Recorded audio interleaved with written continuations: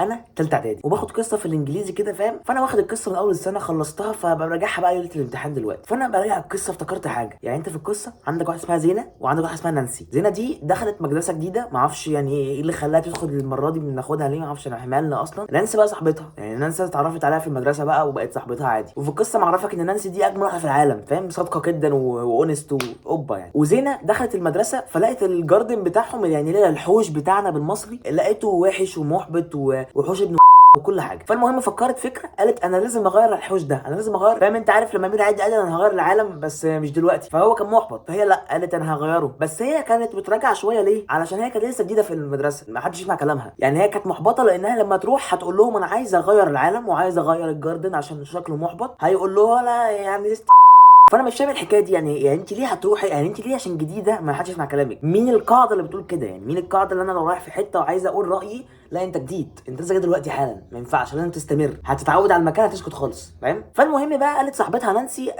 قالت لها فكره جميله جدا و المهم بيقول لك بقى ان الصداقه مهمه والصداقه الحلوه مهمه. فالمهم في نص العام الدراسي كده ايه، عملت مجلس شورى، مش نواب بقى، مجلس شورى طلاب. المهم قعدت تتكلم فيه، كل الطلاب ضحكوا عليها، قعدوا يقولوا لها يا ست انت مجنونه ولا ايه. فالمهم هي زعلت جدا، قالت ازاي تضحكوا عليا، هو انا كل ده عشان لسه جديد في المدرسه فاهم. برضو ايه الفكره بتاعتهم، يعني حاطط القصه دي على الراجل خالص. فالمهم بقى هي عايز تتعلم الزراعه و اتعلمته من على النت وزرعت كام شجره في النص كده. الشجر كله مات يعني احبطت، مش تقعد بقى في البيت تقعد في المطبخ، لا يعني قرار التاني يعني حاجه معفنه جدا. انت مالك بالمدرسه؟ يعني تبقى يعني اعملي حاجه في حياتك غير المدرسه يا ستي. يعني انت ليه، يعني احنا ليه بناخد قصه ان انت عايز تزرعي شجر في المدرسه عشان الجاردن شكله يعني محبط؟ يعني انا مالي، انا استفدت ايه؟ انا احبطت معاكي يعني، انا مثلا يعني احبطت معاكي ليه؟ لسه اقول لكم حاجه، ما تذاكروش بصمجوها. يعني القصه دي ما تطبقش على الواقع خالص. يعني مثلا لو انت رحت لصاحبك قلت له عايز ازرع مثلا الحوش ده، هيقول لك بجد اصل مين الصاحب اللي هيساعدك في زرع الحوش؟ يعني مين؟ وبيقول لك بقى في النص ايه، لا ترمي القمامه في الحوش عشان تحافظ على الحوش. يا حبيبي اقسم بالله اقسم بالله اقسم بالله بمشي في الشارع بلاقي لا ترمي القمامه، بلاقي القمامه كلها عند الحته دي. المصريين عونه داء. فانت المفروض القصه دي تديها لحد تاني ولا حاجه. ما سامحينك هي اللي كتبت القصه، ما سامحين، انا هذاكرها، هسقط هذاكرها. يلا يا جماعه السلام عليكم، وده الفيديو ما طلبتوش مني، انا بعمل اي حاجه وانا اذاكر بصراحه، بس يلا